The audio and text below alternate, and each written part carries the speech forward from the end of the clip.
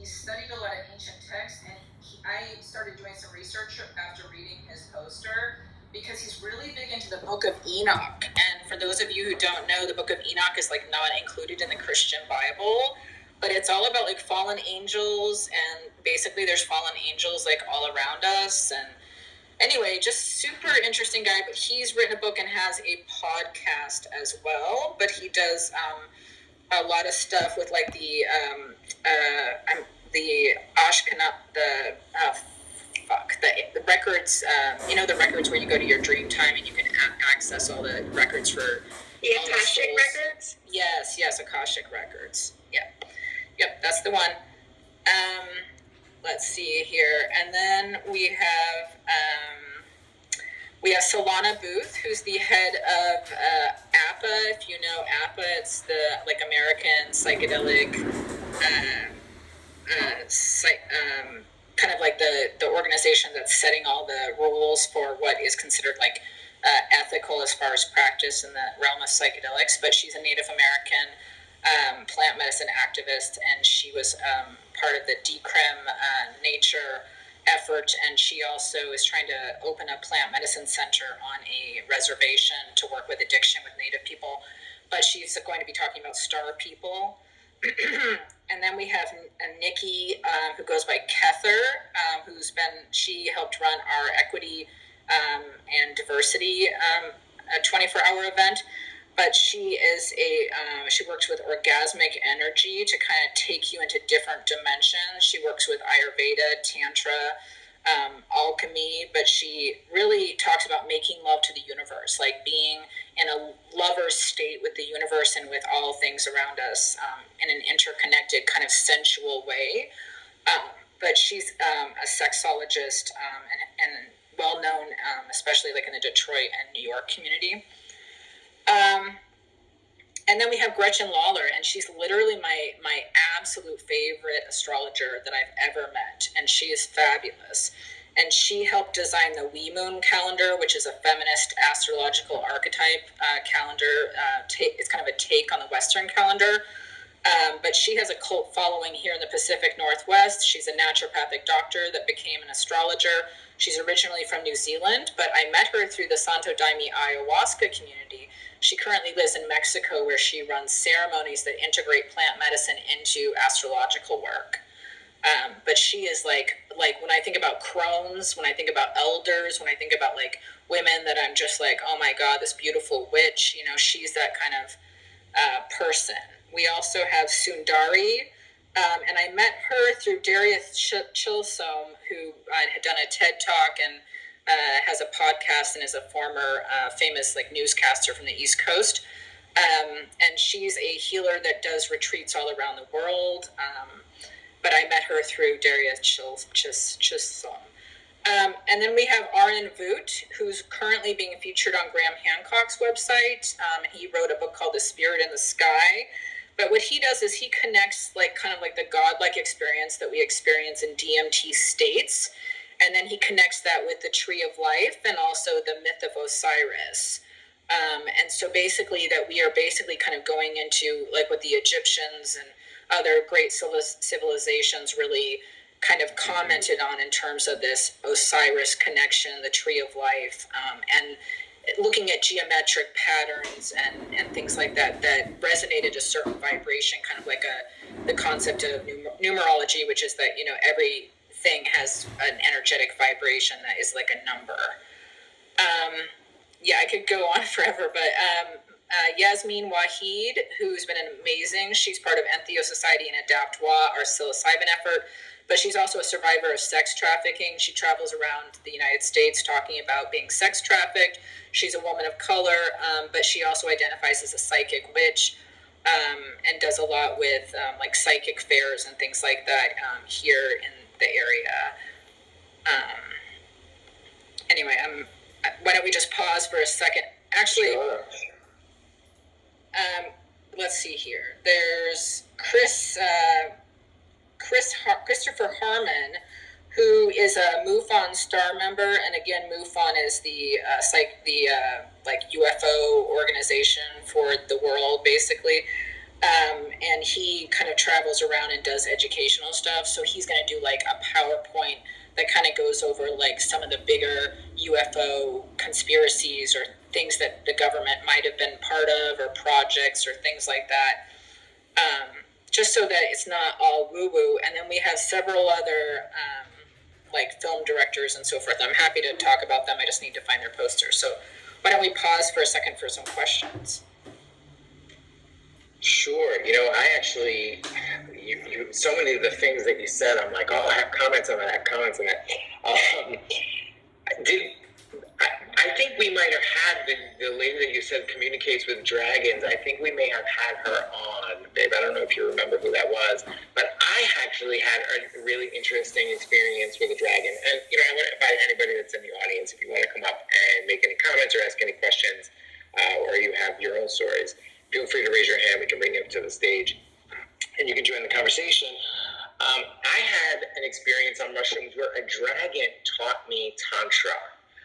And not the whole of Tantra, but he taught me a tantric principle. It was a really interesting experience. It was kind of like a Sphinx type situation where the dragon like psychically asked me, it didn't really speak to me, but it like psychically asked me if I was going to be my authentic self, or if I was going to try to be the person that I believed Vanessa wanted me to be in our relationship. And when I answered that I would be my authentic self, the dragon turned it into dust, like this golden magical fairy dust, flew up my nose, and I kind of inhaled it. And in the inhalation of this dragon spirit, it taught me a tantric principle of energy circulation, where I could use energy circulation to hold space for someone. So, for instance, if Vanessa is in a wild kind of emotional state where she's having big emotions, the dragon taught me how to kind of hold space for her by inhaling her energy, that wild energy, and then circulating it through my energetic body. But what was really cool was that my energetic body became the dragon. So it wasn't just like this small, like you would imagine our aura kind of, sticks out a few feet from our body, right? Like it radiates off of us. But that actually you can expand your energetic body to the size of a dragon to be able to circulate more energy through it. It was really fantastic, and I mean it's something that I use a lot in life, that I kind of go back to that experience. So yeah, that was pretty cool. That was my experience with dragon. Maybe you should tell your alien story. I definitely want to invite anybody in the audience that has any stories to share to raise your hand, and we can bring you up on stage to share your stories. I think it's really interesting. This whole conversation is actually really interesting right now, especially because I feel like I'm kind of facing this, facing different beliefs and how people react to these beliefs and like the fears. Danny and I were having a conversation with somebody yesterday on social media about the things that she's afraid of. She's had these quote unquote negative experiences, and believing that everything is demonic because it's overwhelming and scary, I think, when you don't understand it. And I love the work that the psychedelic community does to help people integrate these experiences, because I think they can be very powerful and impactful. My story happened actually with our first big mushroom journey. Coincidentally, I had just connected with someone. I mean, my mom has a friend who has been in our lives for a few years, never really open about her spiritual beliefs, although she was coming to my mother's prayer groups. My mom is Catholic, and every year they do this rosary circle for the Virgen de Guadalupe, and so my mom always hosts one, and this lady has been coming to my mom's house for years, and so she had brought up potentially talking to me about seeing some doctors that she works with, and I assumed she meant like actual doctors. So I kind of just brushed her off because I'm not really to Western medicine anymore, and so Danny and I had our big experience, and while I was having this mushroom journey, I was laying down on the bed, and I opened my eyes, and it looked like there were 5 or 6 beings standing around me, and it almost seemed like I was on an operating table, and they were working on my womb space. And I looked at them and kind of just like freaked out, like, oh my God, what are these beings doing to me? And they had faces that looked like, I guess, what would be described as like the gray aliens, and I was like really confused about what was going on, and I kind of just closed my eyes again, and I was like, let me just pretend I didn't see that. But they noticed me looking at them, and they kind of looked at each other, and I could sense that they were all like, did she see us? And then that's when I turned my eyes, and I was like, all right, I don't want to see this. Let me just focus my attention somewhere else. And so that happened in February. Around the end of April or May of that same year, I finally connected with this woman. We were having breakfast at my mother's house, and she starts asking me questions about my health, and she was basically channeling. She was speaking to the doctors psychically, and as she would ask me questions, she would respond things, and then she would pause, and I could tell she was listening, and then she would say stuff to me, and it was all like 100% on point. Everything about my health and the things that were going on, stuff that my mom didn't know. So it was clear to me that she wasn't getting this information from my mother. And then she said, okay, well, the doctors that I work with, they're going to come see you on such and such day. Make sure that at this time you are laying down in your bed, next to your bed, have a candle. She told me a couple of items to have next to the bed, and they're going to do work on you. She said, your pH is off.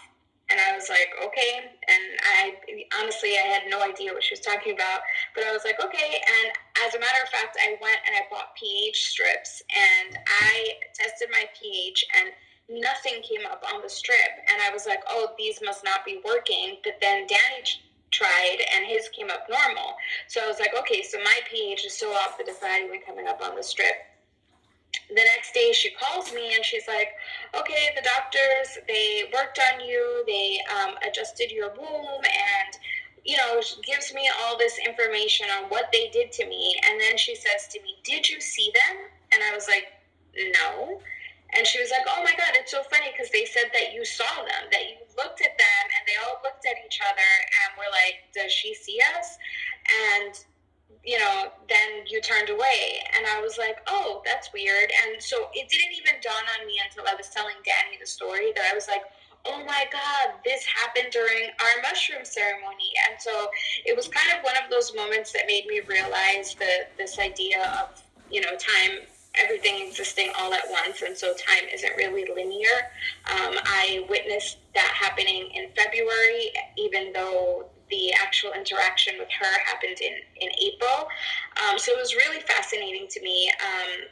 And sure enough, I did test my pH the next day, and everything was normal. The strip came back normal. I was like, oh my God, this is super weird. I've had many mystical experiences with this lady after that, but it really shifted my perspective, right? In that moment during the mushroom ceremony, I could have really freaked out and been like, what are these beings, and why are they touching me? What are they doing?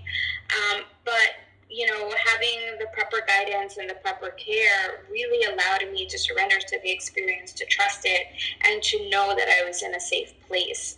So I think that's what's super important about this type of work, that it allows us to put these experiences into context. So that's my story.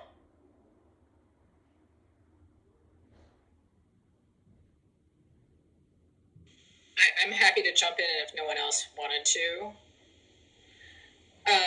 Yeah, go for it. Well, I mean, one thing that I find interesting is I think a lot of us know this intuitively, and I think like witches and shamans have been using these entheogenic substances to communicate with God or deities or alien entities like since the dawn of time. And I think a lot of times we spend a lot of time separating things that are actually the same and putting different words on them, but like what one person calls Jesus, another person calls Buddha, and what one person calls God, another person calls Hashem. And I think really, probably life is much more beautiful and complex and rich and diverse than we can possibly imagine. But I think a lot of us have been like kind of dimmed down or dumbed down in our like psychic intelligence and our ability to use our intuition. And I do think what I've observed, at least like just from the perspective of just being kind of like a little renegade scientist, is what I've observed is that people who do ayahuasca, people who do some of these plant medicines, they almost have like antennae on top of their head, like psychic radar that we all have, and maybe it gets blocked by our auras or electromagnetic radiation. Who knows, maybe there's a war on psychic people to split their personality. Some people say that psychics are targeted for early childhood sexual abuse because like evil entities, like, I don't know if you believe in the devil. I know the Catholic Church still does exorcisms, but whatever you want to call it, some people feel like those people are targeted. But for most of us, I think we recognize, like, it seems like with these psychedelic communities that your antenna with those people that you've done medicine with and bonded with, like if you have a regular group, you can sense those people, right? So like, that they might call you, or you might sense that they're about to drop by your home or something. And there seems to be almost like a nonverbal connection there. And I think it relates to kind of like how mycelium are all connected.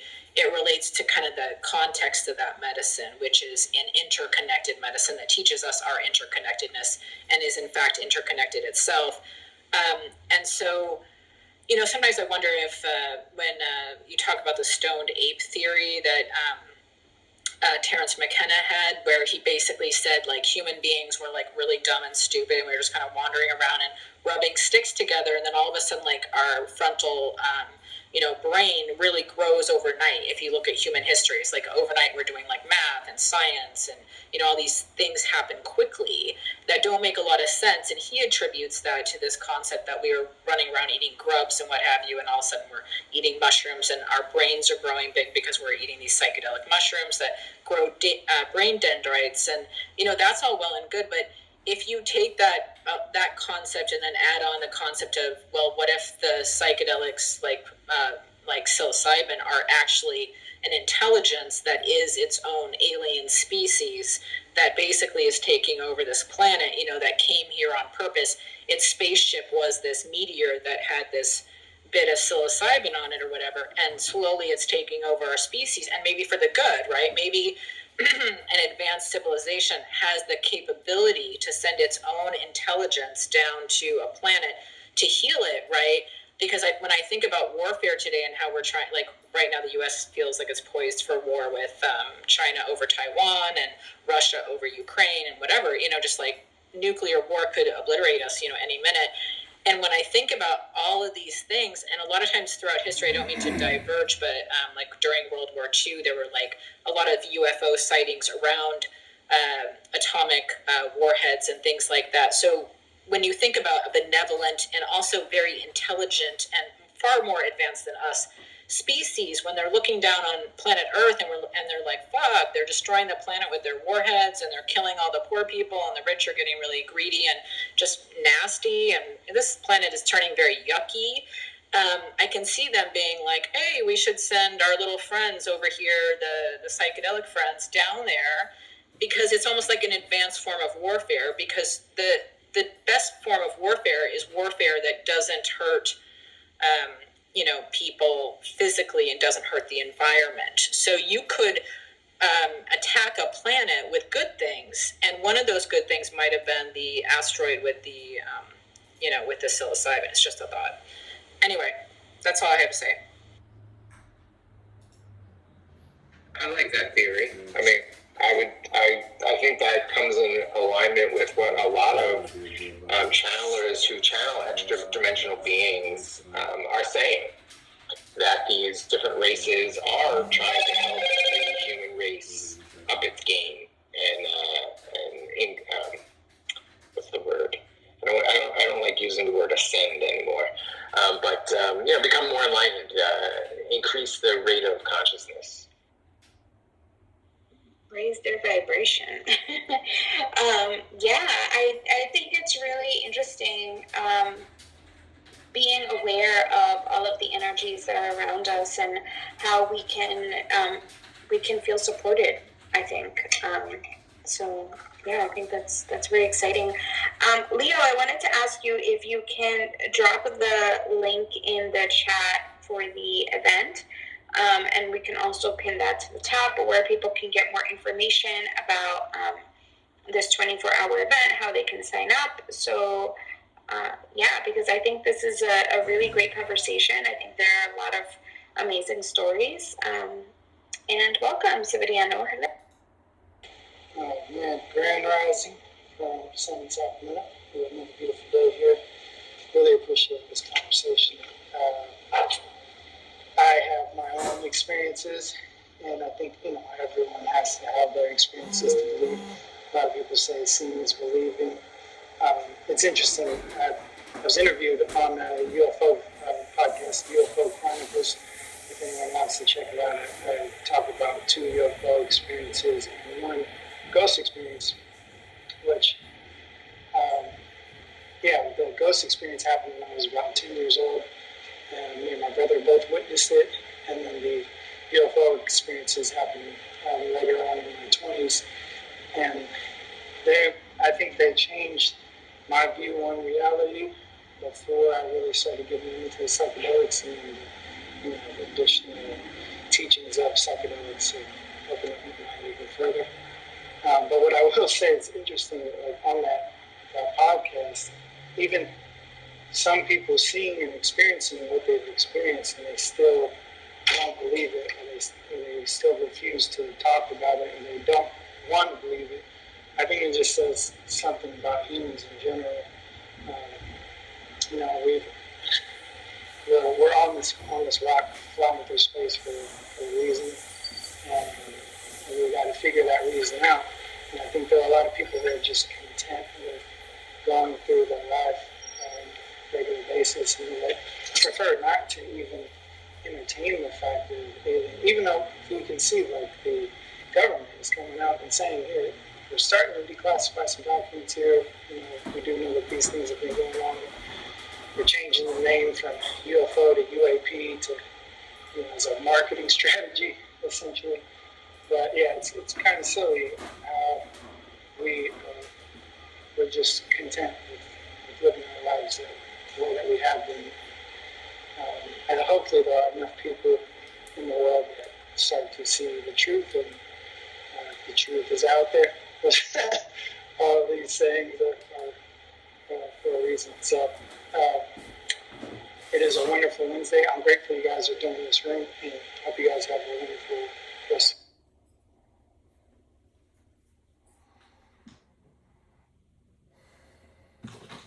Sam, do you want to go into any more detail about one of your experiences? Yeah, sure. I could start off with the ghost experience. I was probably about 10 or 11, and my little brother was 9 or 10. We were only about a year apart. And my older brother was also in the car, and my mom was driving. So we had just left my grandma's house, my mom's mom. I forgot where it was, like Thanksgiving or something, up in Northern California here up in the mountains. And the property that she stayed on, she was telling us like the old barn used to be used to be filmed in like westerns, and it was just a really old area, it was near Placerville, so a lot of gold mining history, a lot of 49er history, stuff like that. And when we were leaving, the sun was starting to go down, but it hadn't quite set.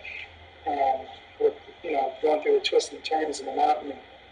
There's a fork in the road, and we start turning left in the fork, but standing in the middle of the fork in the road was a man, a full-bodied figure, wearing all white everything, white hat, white suit. He looked like old-timey, almost like a Mark Twain, something along those lines, how he was dressed. And he was like, I didn't realize at the moment, but he was white himself, like more pale than a normal human. Kind of like his whole outfit was in grayscale, you know. And so me and my little brother were in the back seat, and when we both turned around to continue looking at him as we passed by him. And again, like I was saying, the sun is starting to go down, so there's a mountain ridge behind him. And as soon as the sun hits the crest of the ridge, it makes a sunburst. And both of us at the same time say, "He's gone," or "He disappeared," or something along those lines. Because he vanished right when that sunburst happened. I couldn't take my eyes off of him the entire time. But my mom didn't see him, and my older brother, who was in the front seat, didn't see him. And he's only a year older than me, so I know a lot of people talk about how, you know, younger kids are more susceptible to seeing the paranormal activity. But yeah, that was that experience, and it was something I'll never forget. And if anyone ever tells me they've seen a ghost, I believe them.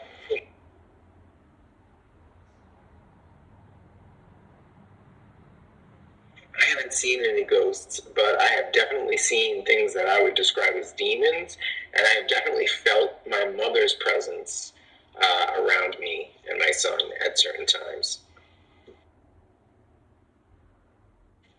What's up, Eric? How's it going?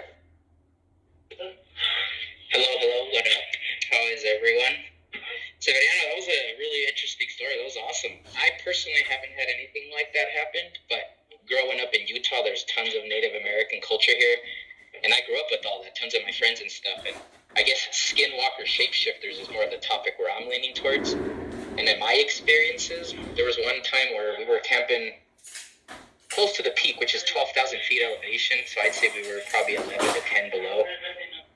And we have to get 5 gates past. You have to go past 5 gates in order to reach my friend's family's property. So we were well past any cell service or anything, but we were camping around the fire, and my friend was doing this weird little whistle with his hand. He cupped his hands together, blew through his thumbs, and started flickering his fingers. I was never able to do that. But then something in the woods in the dark just started mimicking. And I looked it up.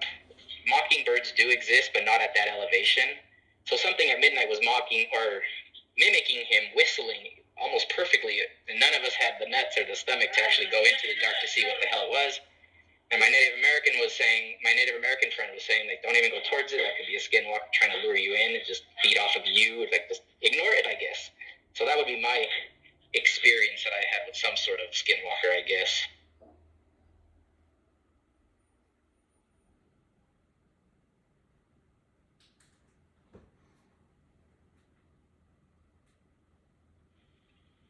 Leo says they also have John Alexander from Skinwalker Ranch fame.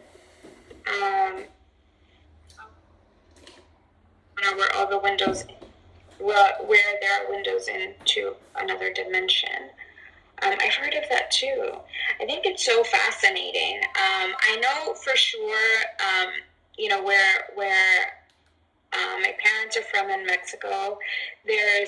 Growing up, I remember having, feeling, I think, afraid, probably because I just didn't know. And coming back to this idea of, like, when you don't know, everything is scary. Everything feels like it could be dangerous. And I think there are definitely ways in which you can learn to navigate these energies and protect yourself from these energies.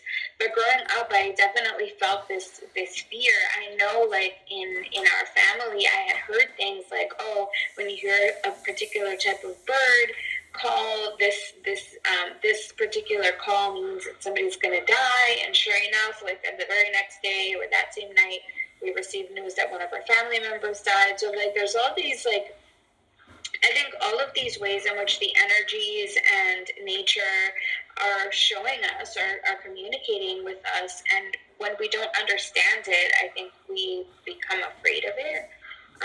But I think it's super fascinating.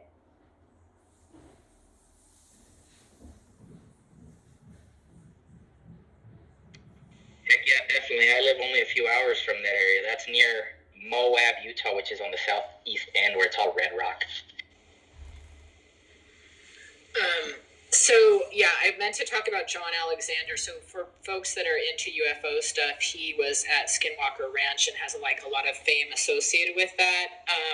But what I was referencing in the chat was when I had been down in Sedona, I went to go to a UFO like thing with night goggles. They're like military grade night goggles. And I personally feel like some of us are like just, I don't know, maybe we are part of the aliens or the aliens are us from a different time period that have come back, and you know, that maybe we're genetically modified in terms of like different planets have different versions of humans. Like who knows what the whole story is.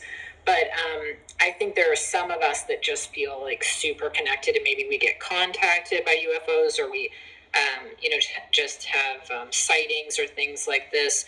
And when I was at the Sedona UFO night goggle experience, the guy that was leading the tour kept commenting where he said, "Oh my God, like you're seeing everything like before I see it." Because I was like, "Well, isn't that a UFO?" And I was like, "Isn't that a UFO? Like you're just seeing things speed through the sky, you know, at rates like that human, as far as we know, technology has no capacity for, you know, and you're just seeing like traffic, right? You're seeing almost like a highway of ships." And the dude was like really amazed that I was able to observe them like maybe before him oftentimes.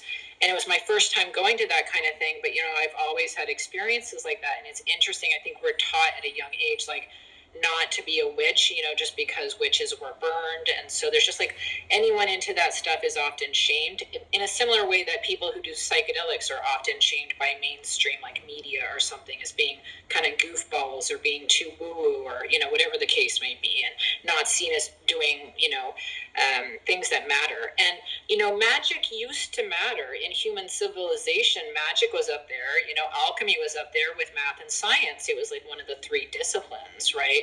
So I'd love to bring that back, kind of that spirit of like honoring magic, because there's so much that we can't really, you know, document or what have you. Something else that fascinates me is cats. Like, I feel like cats and aliens are somehow connected. I don't know why. But their eyes and the ways that the cat's eyes are is very similar to the way that they'll show like gray aliens as having similar kind of eye shape.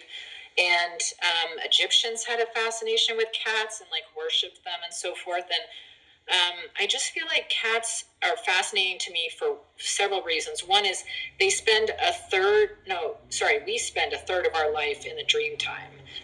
So I sometimes feel like the mystery of the universe, the answer to the universe is right, like all around us. Like, duh, it's like we spend a third of our life in this other place, but we never bring back what we learn. It's like we go to the underworld and then we come back and we don't bring back what we did there or know what we did there. And it's a great mystery. It's kind of like the great mystery of life. Where do we spend a third of our life? You know, a lot of us don't know. But if you look at like ancient cultures, a lot of times they were teaching children how to navigate the dream world. They were teaching what we would call lucid dreaming in the Western mindset to children from a young age, even from the womb onward. And if you think about cats sleep, if you look it up, like 80% of their lives or something like really, really crazy. And so if they're spending 80% of their time in the dream world, in the spirit world, communicating with aliens, maybe going to other dimensions, who knows? I just think that cats kind of know something. Like, I always feel like they're in on something that like humans just aren't in on. Thank you. That's all I want to say.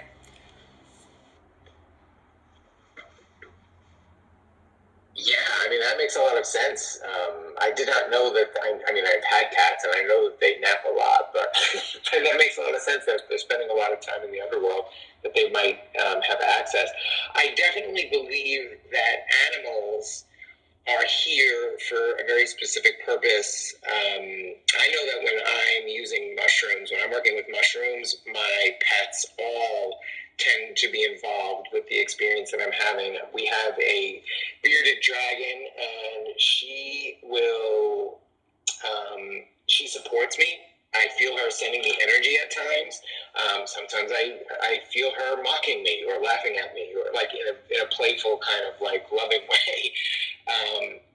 My dog can definitely sense, you know, we also trip sit for people. We have clients that will come to the house, and my dog definitely knows when they're going through a rough time, and he will come alongside them and kind of lay there. And I believe he's probably doing some kind of energetic work for them while he's doing that.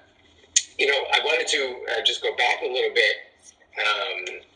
Stephen Greer is a scientist and a researcher who talks a lot about contact, and he has developed a meditation protocol for contacting aliens. So basically, from what I understand, what he does is he'll take people out to the desert and they'll do a meditation to call in the beings, and then a UFO will show up.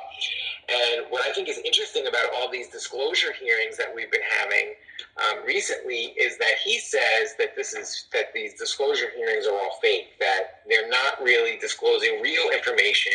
He said that they're actually it's just kind of like a cover up. It's like almost like pleading to a lesser charge kind of thing. Like, they're not really talking about the reality. They're just kind of admitting a little bit, but really it's a cover up of like Raytheon technology, that most of the UFOs that we think we see are actually really just Lockheed Martin and Raytheon Pentagon projects that we just don't know about.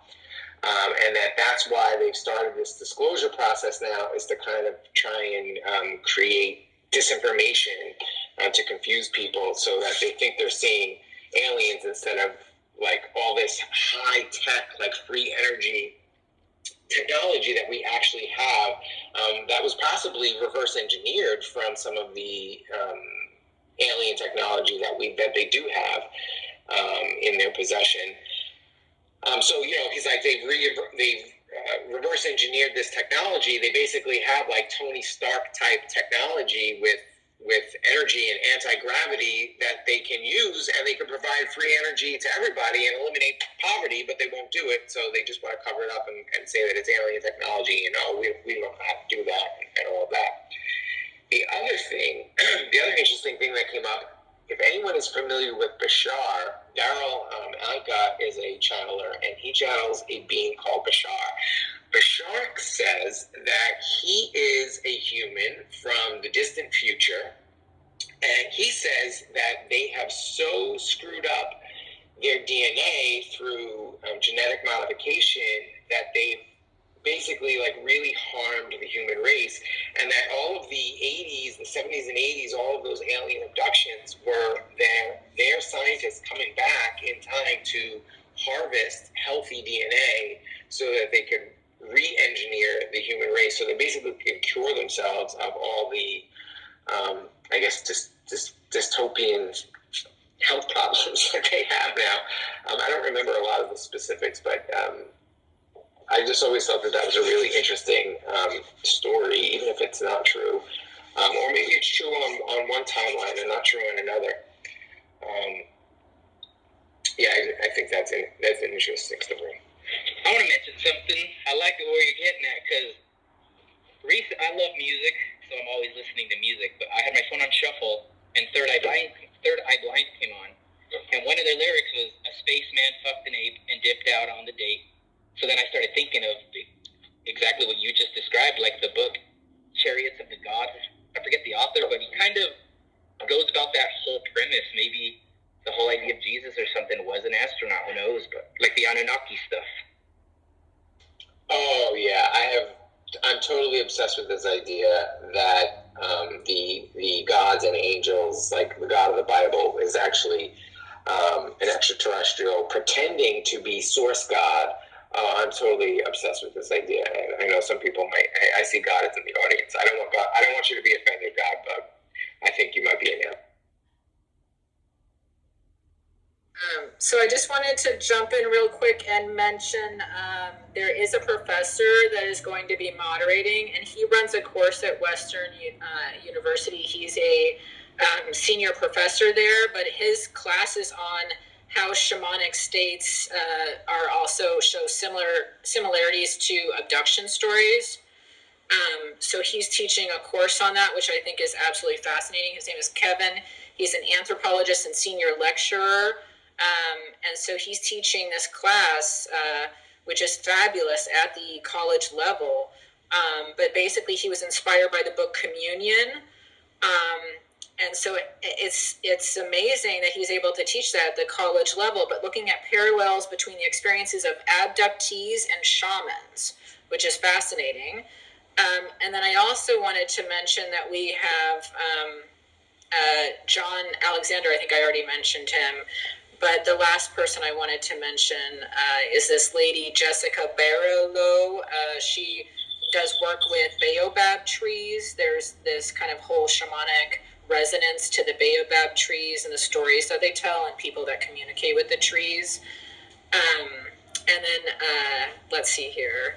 I just want to mention Avi Esther, who does a lot in England and works with fairies, and how the fairies have been acknowledged by the UK Crown. And so she's going to talk a lot about like wealth, myth, and magic, and where fairies are alive today. And then the last person I'll mention is Randall Nickerson, and he was abducted as a child. I had the most interesting phone conversation with him. His movie is out on Amazon now, and it's called Alien Phenomena. He went to the Senate hearings recently and travels around the world now interviewing people who have abduction stories. And he just got back from India, where there was like a famous abduction story there, and he described to me interviewing the now adult children that all had the same story about their experience. So, okay, I'm good to go though. I'll put the mic down.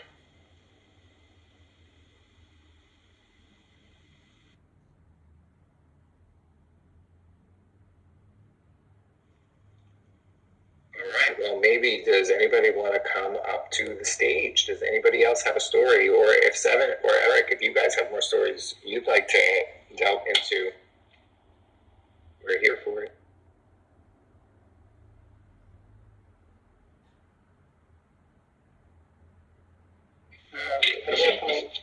Sorry, Eric, go ahead. Go for it, go.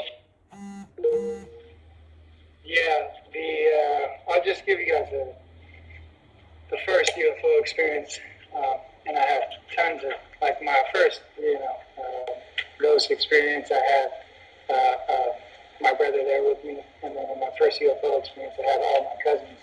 I had like 4 of my cousins and my cousin's girlfriend, and then my dad and my brother. We were all camping up in Kitover, another Northern California city, and we went to intentionally for the Perseid meteor shower. My birthday is in August, so it was perfect timing, August 8th. And so we went around my birthday, which is when they are kind of at their peak. And so we're intentionally looking at the sky. There's 6 of us in a semicircle, and we see what looks like a satellite, about the size of a satellite, moving from left to right in the sky. And I pointed out, and I said, "What's that?" So everyone's looking at it, right? We all have our attention on it. And then it turns towards us, and it gets bigger and bigger, bigger and bigger, and it's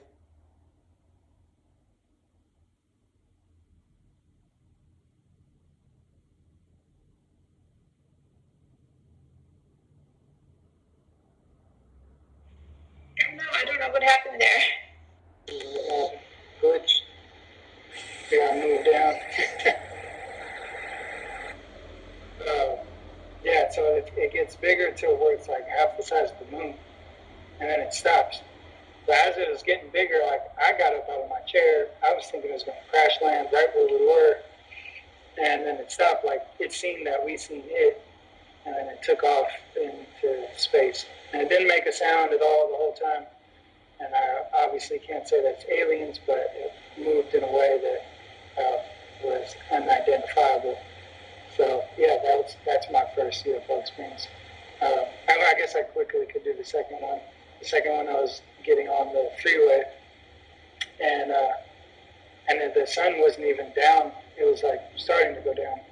But I hop on the freeway, I get in the fast lane, and a giant ship flies over the top of me, like the biggest ship I've ever seen. Again, didn't make a sound, didn't cause any kind of wind or, like something that size should have caused a lot of commotion. And it kind of looked like the Death Star, the fighting building. It was only a fraction of the city spot, but it was bigger than 4 football too. It was a rectangular shape, or I guess the bottom was rectangular. It was like a tissue box kind of. It didn't seem aerodynamic at all. But I guess using that technology, they don't need to be. So yeah, those are my two experiences, both very powerful and very the way I view the universe and reality, multiplicity.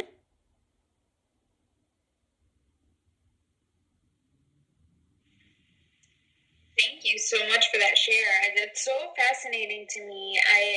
I think I've always wanted to have an encounter. I mean, like I said, I had my experience while on mushrooms, but I'm kind of curious, what it would be like not on mushrooms. Eric, I know you had another story.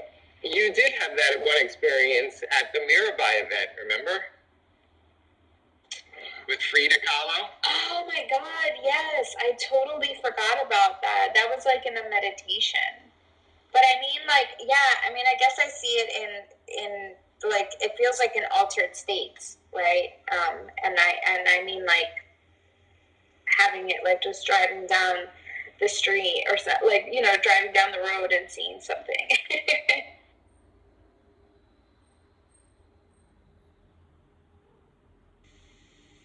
One thing I was going to say, that if we lived in like a magic world like we used to, then there might be like a little label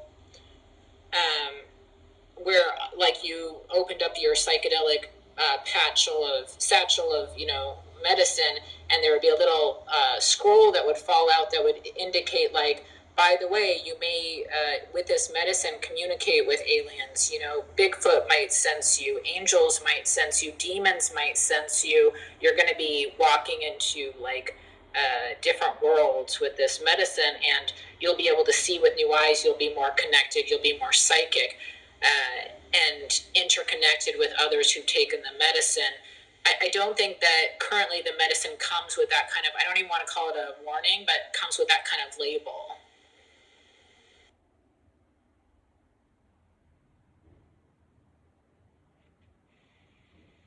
Yeah, I think, I think it comes from the fact that we are, I feel like a lot of us are learning about psychedelics or connecting with psychedelics through a different perspective, right? In ancient times or in older times, or even in traditional indigenous cultures, it's passed down through the elders, and they're able to share this information and tell you, like, this is what you may experience, or help you understand that. And I think that's why we, as more Western, under the Western influence, we need the integration support to be able to make sense of these things. Because, like I said, our elders would be the ones to have that information and be able to pass it down. So we would know, hey, with this type of medicine, this may be what you may have encounters with these types of beings, and with this type of medicine, they may be different encounters, right?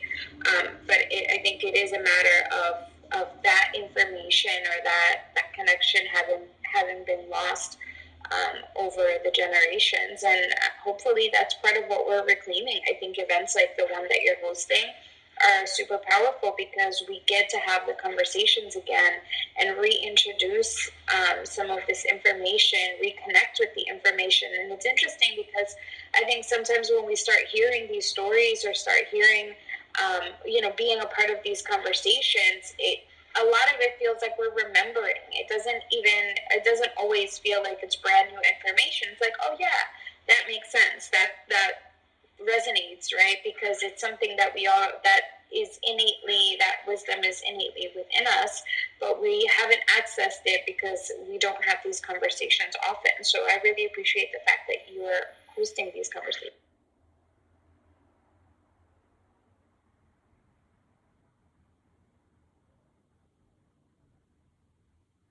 Did Eric have another story? Hello, sorry. I had one more from my mom, what she experienced as a child in Mexico, what she described, but now that she's a devout Jehovah's Witness, she obviously is a demon trying to get her, but what she described, back on the ranch in Zacatecas, they were were neighboring with another family, and the neighbor lady was named Elena, and they see each other every day. It's a small town; everybody knows each other. She said one night she saw her walking across the field, and she started yelling to her, like, Elena, like, come back, or what are you doing? She's just trying to get her attention, hang out or something.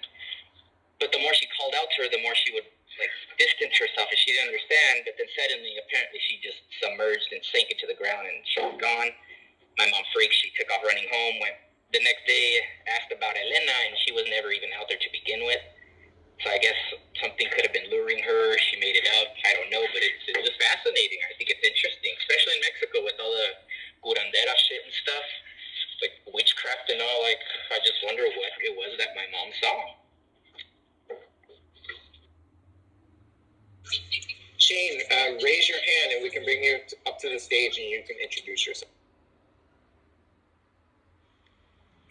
Yeah, Eric, I feel like my dad has a lot of stories like that when he was younger, and like these experiences that he had where he was trying to, he was like following his sister somewhere, and he had these, I guess they were like elf beings or something. They helped him cross a river. He had like interaction with these people, and everywhere, like when he finally arrived to meet up with his sister, they were like, there were no people there. What are you talking about? And he never saw them again. It's really fascinating. I feel like Mexico has so much, like, a lot of these lands, especially places where there's not as much, I feel like it's harder to sense these energies in the city. Like Danny's very sensitive to energies, like to earth energies. And so I feel like it's when we live in the city and there's so much technology, there are all these things interfering with our energetic connection, it's harder to sense them.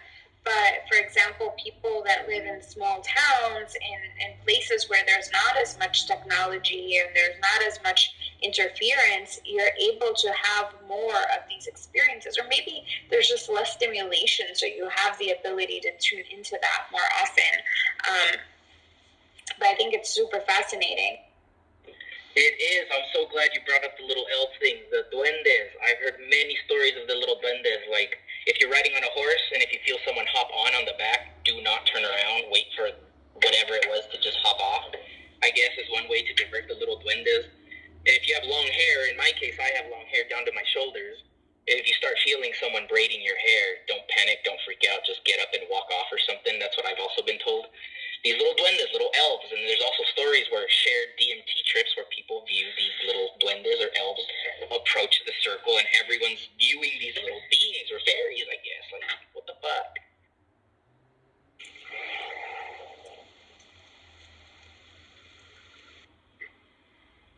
Yeah, that's exactly what he called them, the duendes. And and for him, they helped him. I don't remember if he was riding maybe a donkey or something, but they helped him across the water.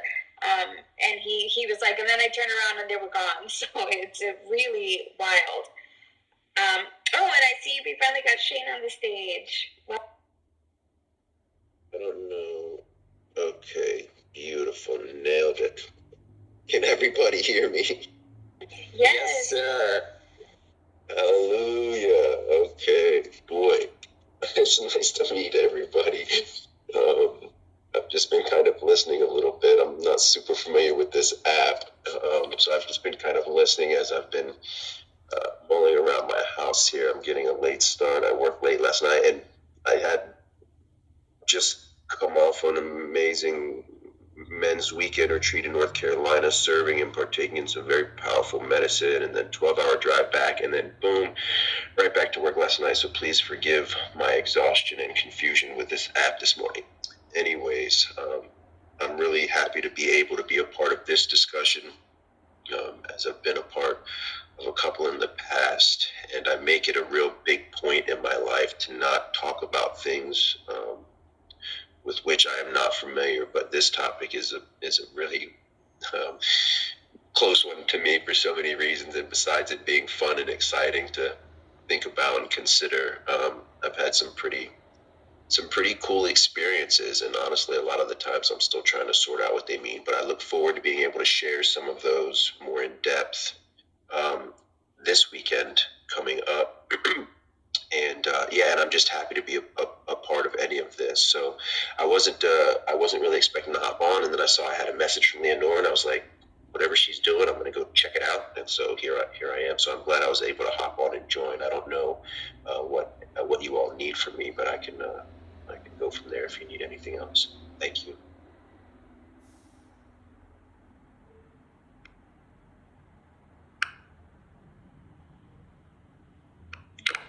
Shane, we would love if you could give us a little bit of a preview. Maybe tell us one story. Okay. Yeah. And with whom am I speaking? Who asked that question, please? This is Danny. Hey, Danny, and I presume you're also moderating one of the hours or the event that day as well. Is that correct? No, I'm just a moderator here of this clubhouse room. Okay, very well. Okay, let's see here. One story is, and again, I'm exhausted and wide open from the weekend and the medicine and sleep deprived, so please forgive me. But real quickly, I was facilitating at a church in New England, and there were a lot of participants there, but there were also a lot of facilitators. So I took a decent amount of the medicine, and I was sort of off by myself, having a nice little beautiful process and journey. That was all sort of, fuzzy puppies and rainbows, and then really out of nowhere, because it wasn't on my conscious mind, I was sort of like dropped in by a visit by these words are tricky, multidimensional or alien representative, I called it. And I was kind of like, a little taken aback by it, but then instantly I started like asking questions, and at first the reply came to me that you wouldn't understand, and I remember laughing out loud to myself and saying, like, you know what, you're right, like some things just aren't for me to understand, which by the way is just a big beautiful lesson in life anyways, on faith and patience and life in general. But he said, so I said, yeah, you're right, I probably won't understand. I kind of chuckled to myself, and then he said, but I'll try to show you anyways. And then I just went through like a bunch of imagery in my mind. He was showing me like, so I'm going to need much longer time to explain this, but he was trying to show me some dimensional collapsing. I don't know if that's a thing, what I call it, sort of where all time, space, energy, and matter sort of all collapses into one point. This sounds crazy, I know. So I was trying to wrap my head around some of this stuff, and I went back and forth and asked him some other questions, some of which I remember asking, some of which I don't, some answers I remember, some don't. It went on for some time. And again, I was in the medicine, so all this is going very quickly. It's very confusing. I wasn't in the moment questioning it. However, after he had left my energetic field, I sat for some time later as the ceremony went on by the fire, and I really started to question, sort of what the fuck just happened. Like, was that real? Was it the medicine? Was I just, whatever? So I sat by the fire, really starting to wonder what I had just experienced a little while earlier. And then I sat there with my eyes closed, and I said, if that was real, like, I need a sign, because that was just crazy. And like, look, if that was real, I need a sign. I need to know that it was real. I think something like that is what I was saying. I need to know if that was real or not. And I can't even make this up, but instantly I opened my eyes and looked to the sky, and there was what we would call either a UFO or a UAP in the sky that moved sporadically sporadically, blinked sporadically a couple different times, and then took off. And I jumped up in the middle of an ayahuasca ceremony around the fire, and I pointed at the sky, and I said, "There they are!" And everybody was like, "What the fuck is Shane talking about?" But I saw it. I saw it, and it was real. And then it took me another 15 or 20 minutes just walking in a circle, not believing that I couldn't believe, and then I asked for and I instantly got it. So that's just one of the very insane stories. I have been able to, at least on one occasion at another retreat I was holding, have been able to actually call them in, and I was also very surprised by that. I had held a men's retreat. In fact, this was January of this year. 12 of us here in Florida, in a cabin in the woods, and we had ceremony that night, and we were all out around the fire. And sometimes, after an ayahuasca ceremony, things are kind of energetic because people have been laying there and going through it for 4 hours, and some people are really ready to talk and let loose and sort of expend some energy. I'm quite the opposite, specifically when I'm serving the medicine and have been in that space all night. So people were kind of sharing around the fire, and I had to step and just get away from the fire a little bit, just to get a little peace and quiet. I think I had to go pee on a tree or something. And so I was leaning up against a tree, and I sort of looked up, and I was like, can you guys, show up? And I didn't really think much of it. And I kind of finished my thing and made my slow walk back to the fire and sat down. And I don't remember how long after it was that I returned, but they did indeed show up, and I did point to the sky, and some of the men at the ceremony sitting around the fire did see it. So I know for certain in that instance that I'm not at least completely insane. So I'll probably share those stories maybe a little bit more in depth and touch on some other experiences I had when I was younger. Like I said, I'm just really grateful for Leonora. Whenever she asks me, whenever she posts anything about any of the things that she's doing or in society, I'm always hoping that it's something that I know about so that I can join the party. So I'm really grateful to her and everybody else that's partaken in this. And I know this is some really far out stuff, and it's not for everybody. And most of what I try to do, both in the medicine space and in my life, is very grounded in reality. But this is our reality, so I'm happy to partake. So thank you for your time.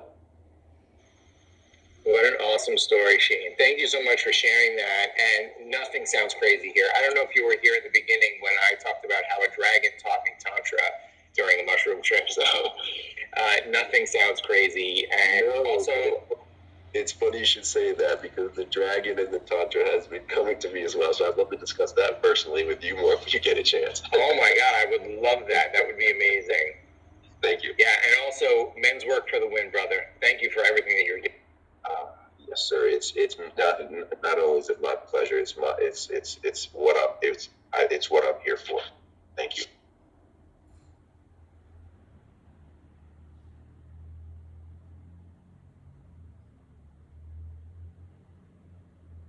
I see Nohea is here. Nohea, do you want to come up and share any stories about any mystical beings that you've had experience with?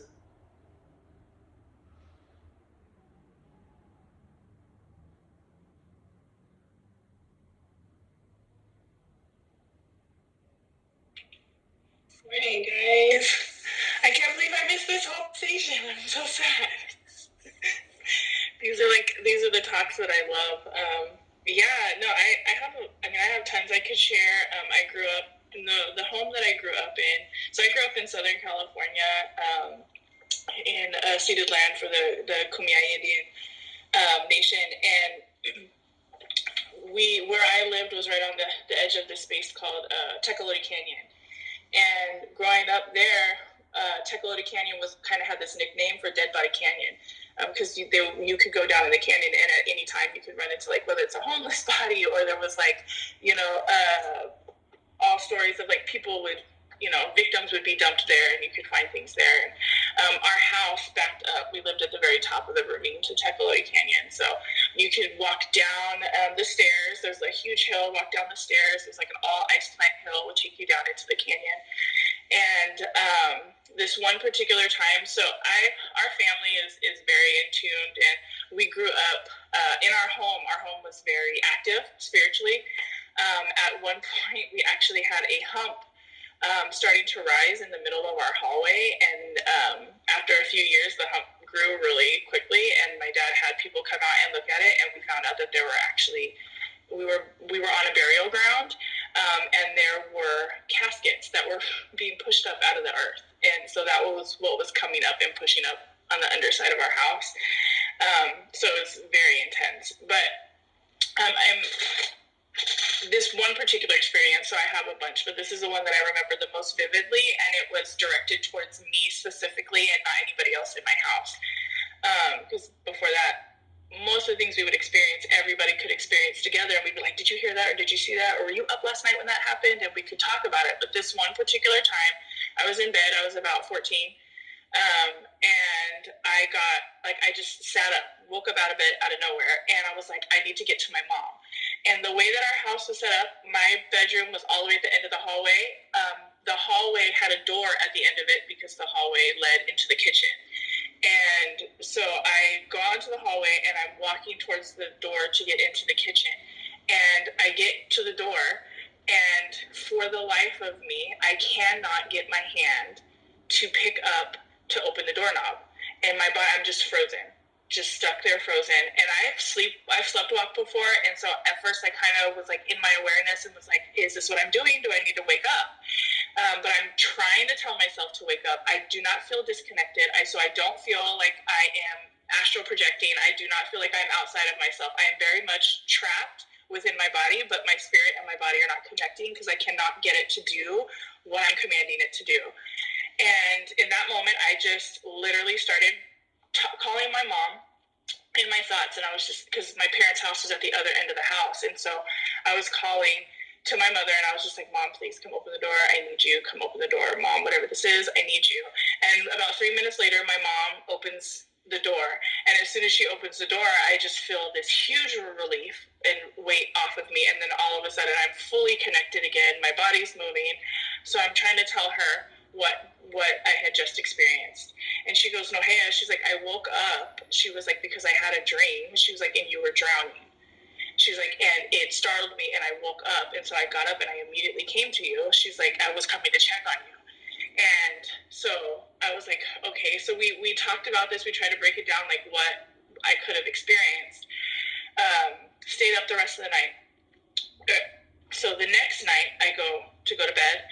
My mother and I do a blessing on my room, just to make sure that whatever came into my room the night before didn't come again.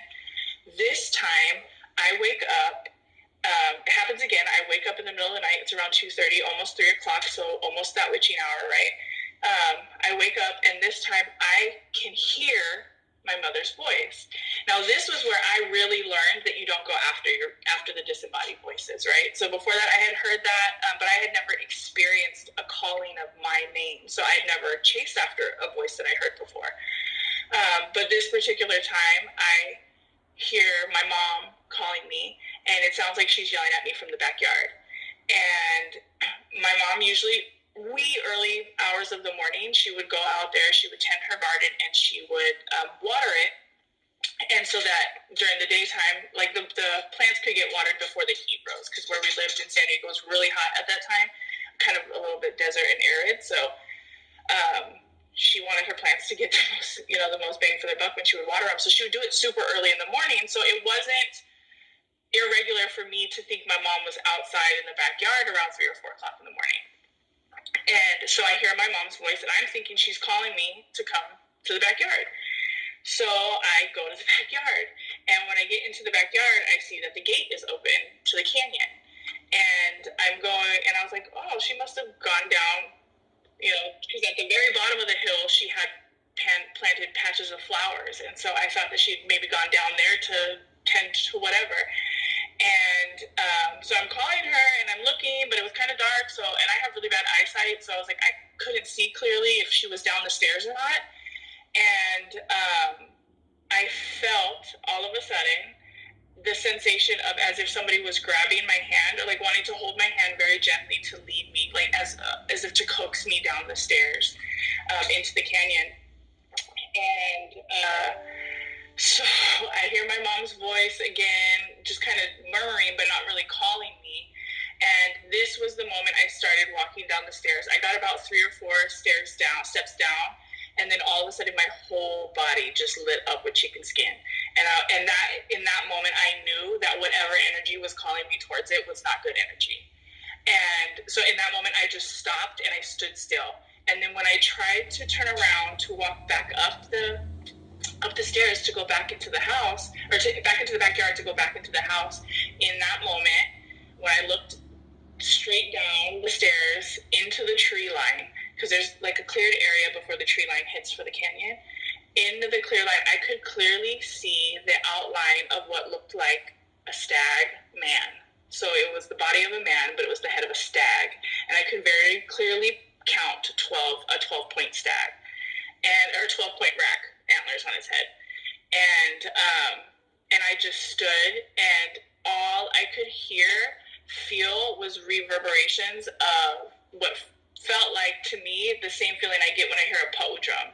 And the pa'u drum is like the big Hawaiian drum that you bang with your hands, very similar to like the Japanese drum. So they're very intense. Like you feel the vibration in your, like deep in you, kind of more than you really hear the sound, right?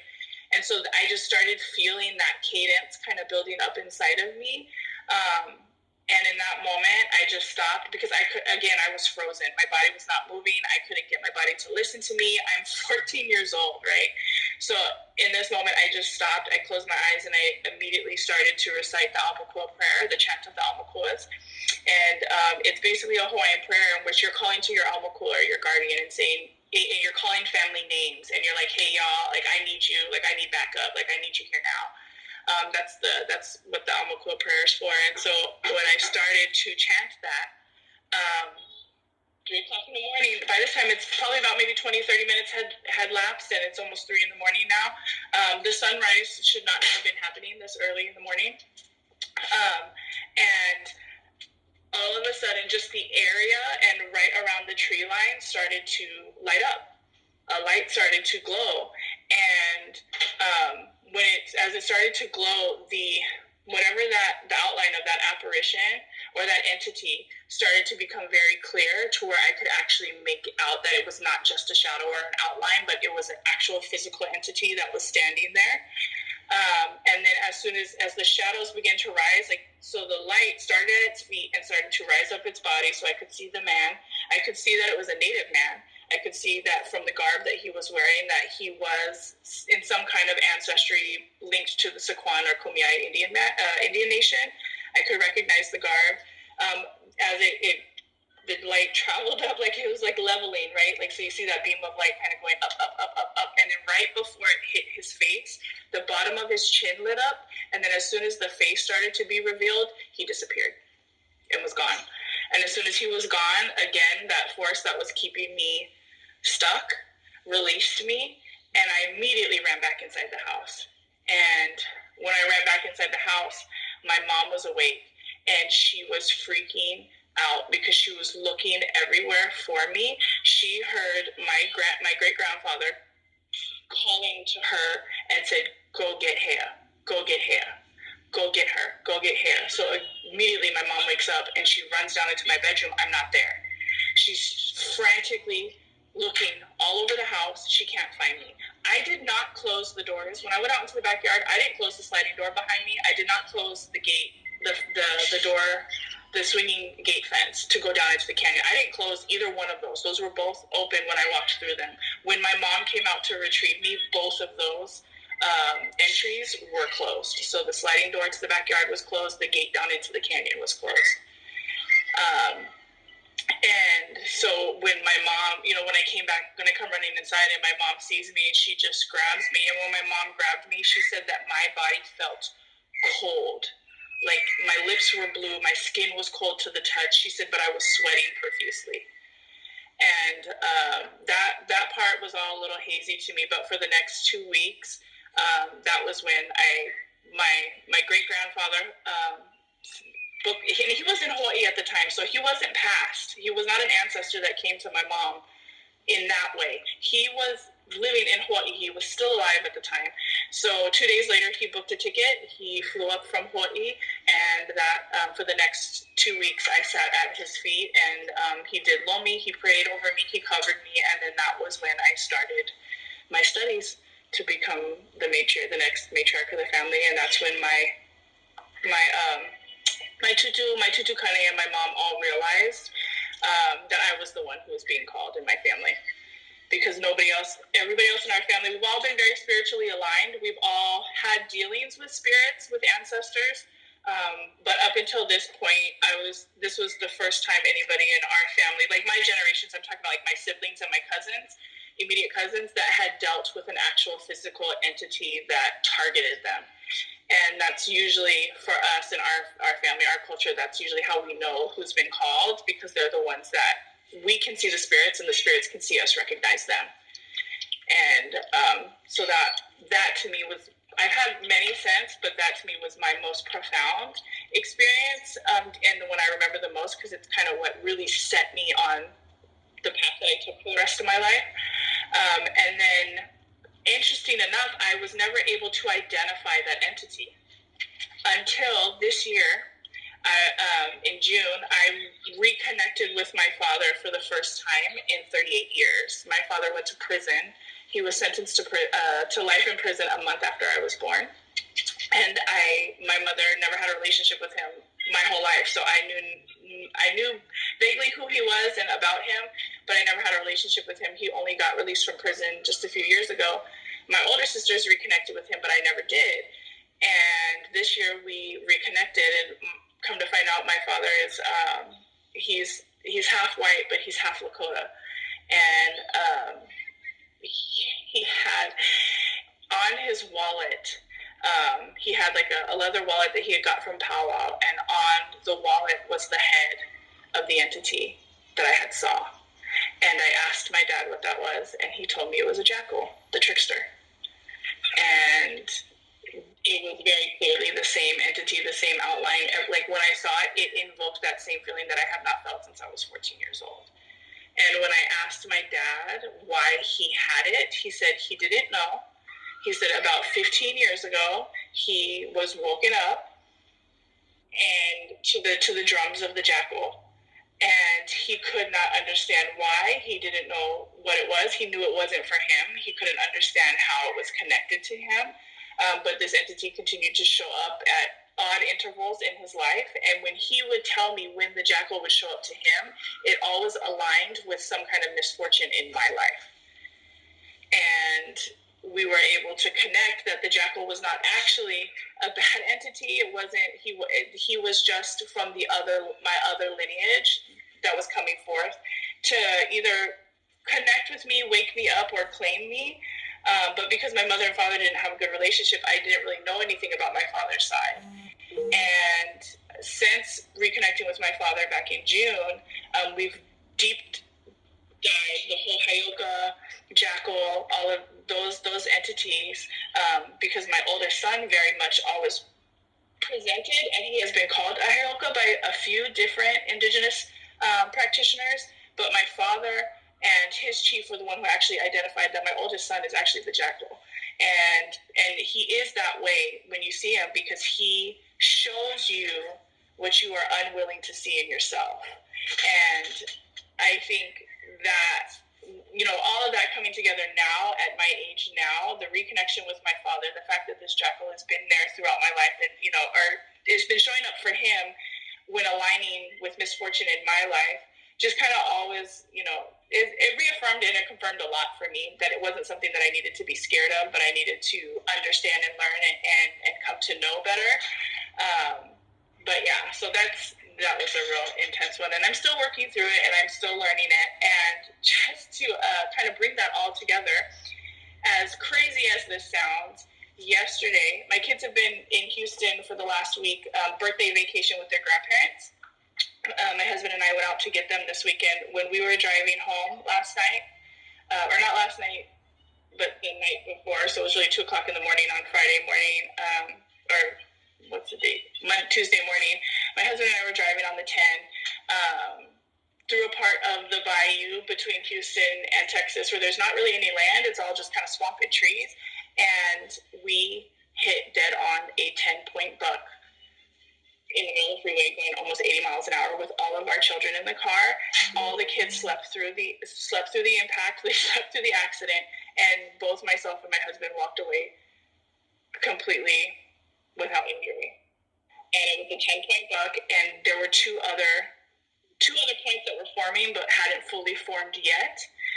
But they were coming, and so maybe like in another couple of months, if we would have hit him, it would have been a 12-point buck, 12-point antler rack that we hit. And there's been some things that have been moving in my life lately that I have come to understand that hitting that deer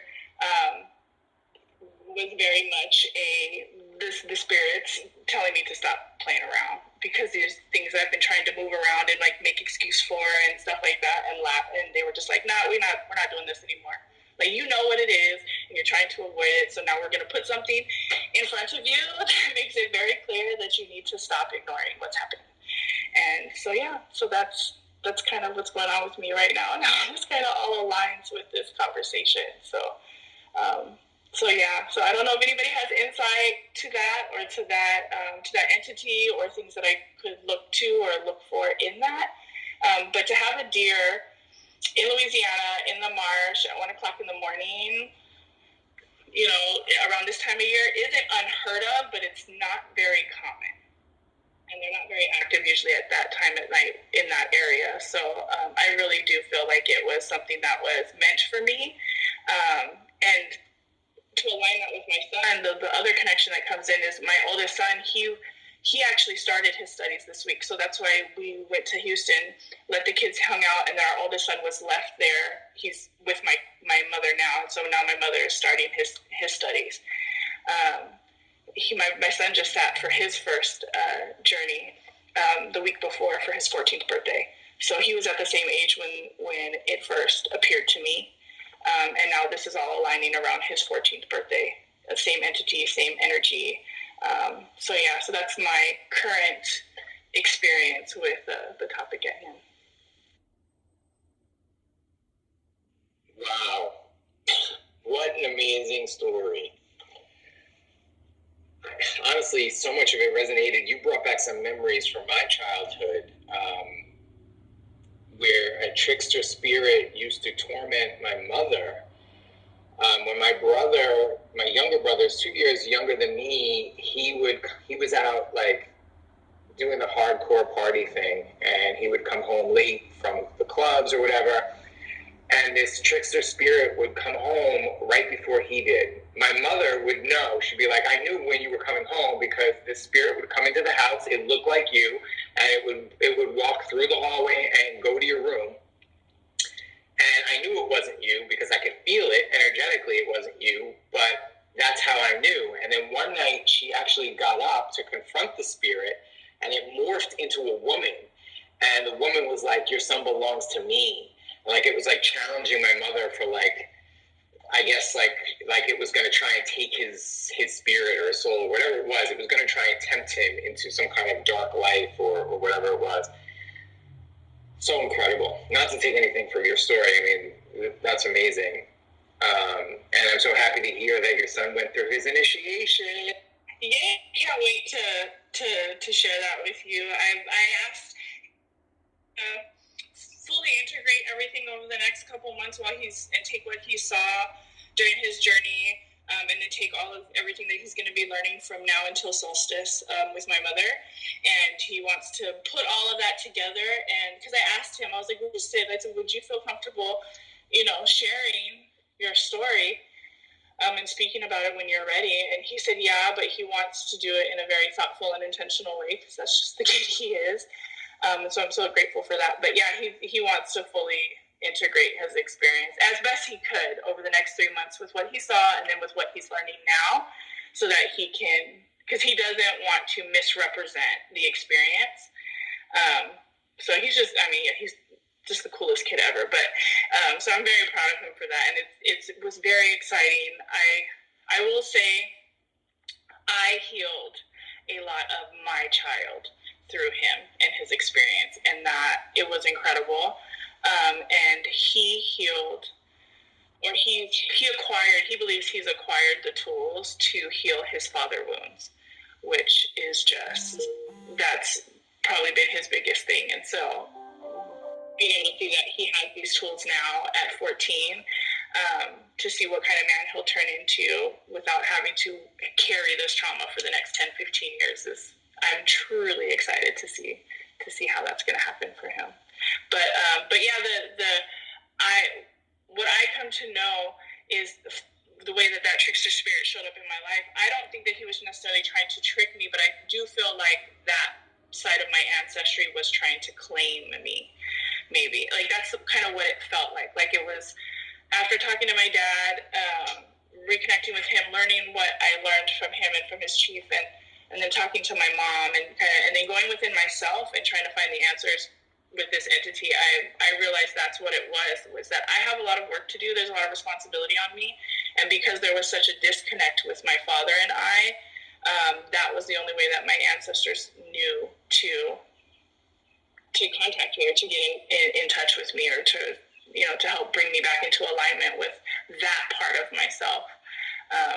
So it was very intense, and it was something that stayed with me for almost 20 years, 25 years before I figured out what the meaning of this presence in my life happened for. So if anybody's had an experience with something and you don't yet know why or what it came to you for, then don't get disheartened, because you might not ever know, and it might not be till we graduate from this experience, and initiate into our next one, that some of these things might even become revealed to us. I do feel like sometimes entities show themselves to us here now so that we can acclimate to their existence, so that we are prepared and ready to go as soon as we get to the next place we're supposed to be, and the work that we're supposed to do after this. So yeah, it was very, very intense. But I've always said I was a good heart with a dark soul, and not darkness in the way that it's meant to be foreboding or evil, but I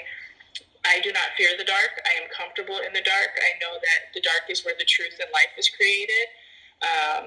So when I hear people speak of dark being like evil or malicious, I don't align with that type of thinking. But I've always been very aligned with the darker, more trickstery type of spirits and entities. But I think it's because I don't view them as monsters. I understand that they have a purpose and a position, whether or not it feeds my purpose. I understand that they have one and that there is a reason for it. But yeah, it's an intense topic. Can go on for hours.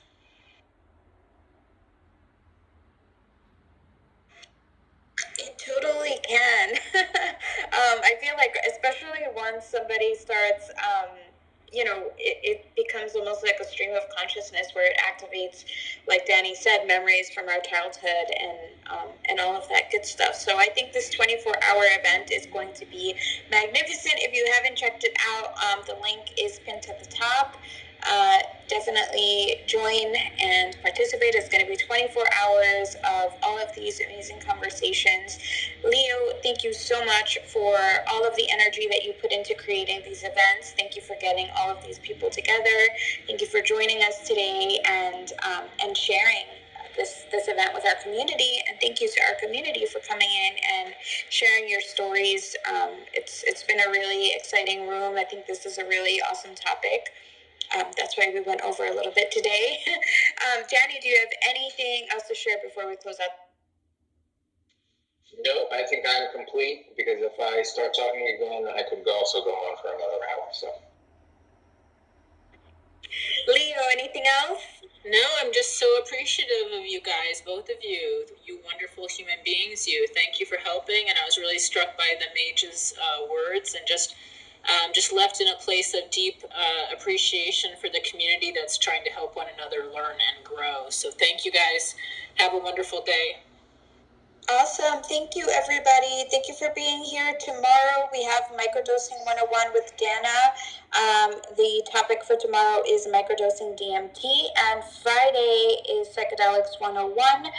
And we have Mark Hayden joining us to talk about the Manual for Psychedelic Guides. So be sure to check those out tomorrow and Friday at 9 a.m. Pacific Time, 12 p.m. Eastern. Thank you, everybody, for being here, and have a fantastic day. Bye, everybody. Bye.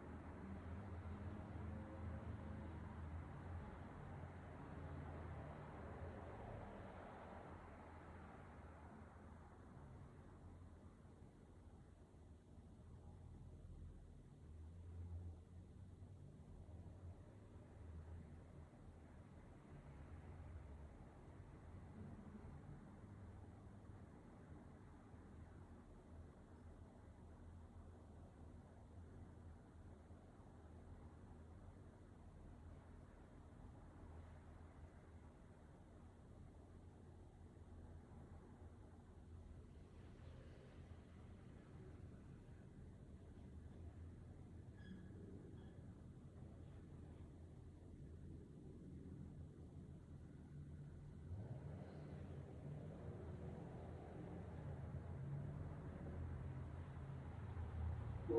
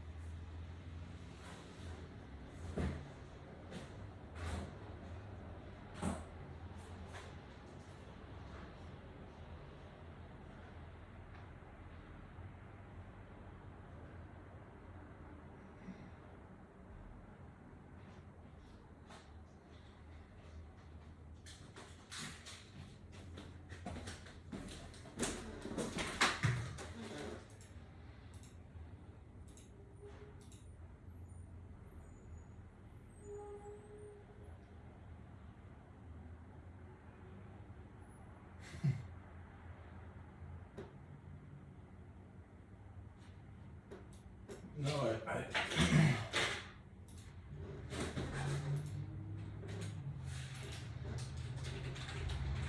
I didn't push the order. I don't dare. I don't dare do unauthorized procurement.